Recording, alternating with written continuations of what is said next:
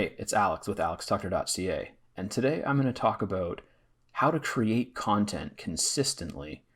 Now, regardless of what kind of content you're creating or where you're creating it, whether you're writing on your own blog, whether you're writing on a platform like Medium, whether you're doing YouTube videos, or you're doing posts on Facebook, or videos or lives on Facebook, or anything else, you could be streaming on Twitch. Any of those, it's really important that you create content consistently. And I could talk a lot about creating quality content, and creating content that is high quality is also very important.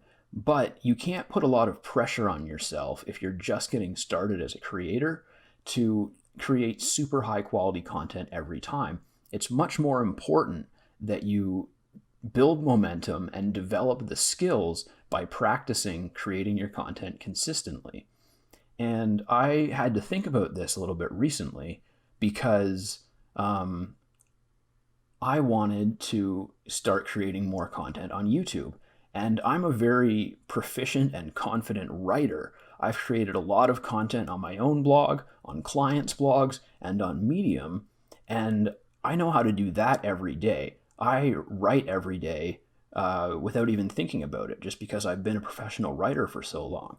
But I had a lot of trouble and met a lot more resistance when I started trying to create content on YouTube.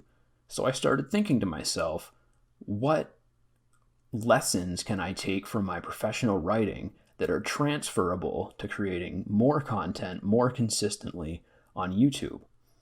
And I basically came up with three things. So the first thing that you can do to create content more consistently, I actually already mentioned. You just need to take the pressure off yourself. You need to stop worrying about whether it's going to be perfect. You need to stop worrying about whether anyone's going to consume it. You just need to create for the love of the creation process or for the love of the topic that you're creating content about. And failing that, if you're not in love with the topic that you're working on, that's okay too. Then you just need to do it for the process and for the practice.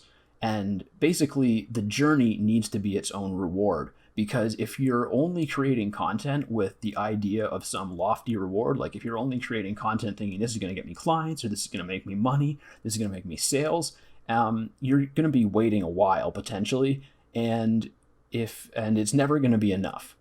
So first thing that I really recommend doing is taking the pressure off yourself, lowering your expectations, and just creating that content as consistently as you can.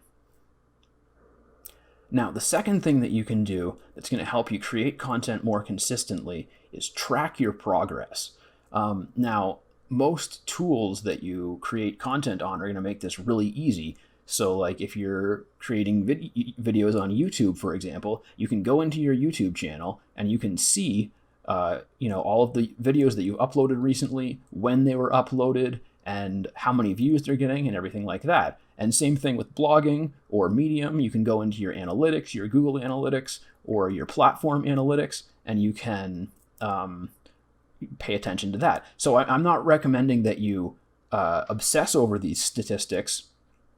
What I'm actually recommending is that you do something with them. Maybe just create a simple spreadsheet and track how many visitors or how many reads or how many views you're getting on a monthly basis over time. So that way, it's not going to take up a whole bunch of your time and effort. It's just going to be something that you do once in a while that keeps you aware of your progress and keeps you aware a little bit more of what's creating, about what's creating your progress and what's helping you advance and improve.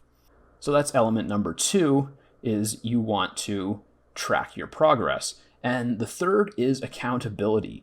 Now, personal accountability is all well and good, but it really helps to have some accountability among peers. So it's really helpful if you can get into a community like a Facebook group or a paid membership program or a combination thereof, where people are trying to accomplish the same type of thing as you, and you can discuss your successes with them, you can discuss your struggles with them, you can discuss different tips and techniques with them, and basically work together and support each other to achieve a common goal.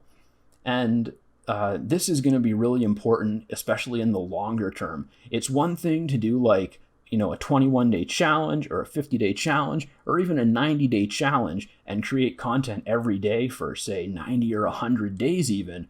But what about when you hit day 300 or 400 or 500? Are you still going to have the passion and the drive to keep going? And one of the things that's going to keep you going in those circumstances is having other people who you can talk to about your struggles, who you can talk to about your successes.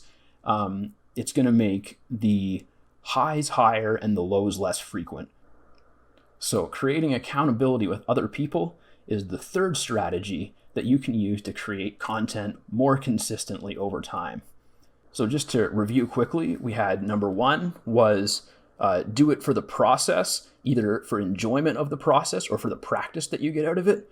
Number two was track your progress and be aware of what's creating your success. And number three is to create accountability relationships with other people who are trying to achieve similar things. All right, so that's a fairly brief video on how you can create content consistently. If you're trying to write more or create more videos or create any kind of content more consistently in your business or in your life, then these three things can be really helpful to you. If there's anything else that you can think of that's really helpful in this kind of mission, then leave it in a comment below. And if you found this video helpful, give me a like, give me a subscribe, and I'll catch you in the next video.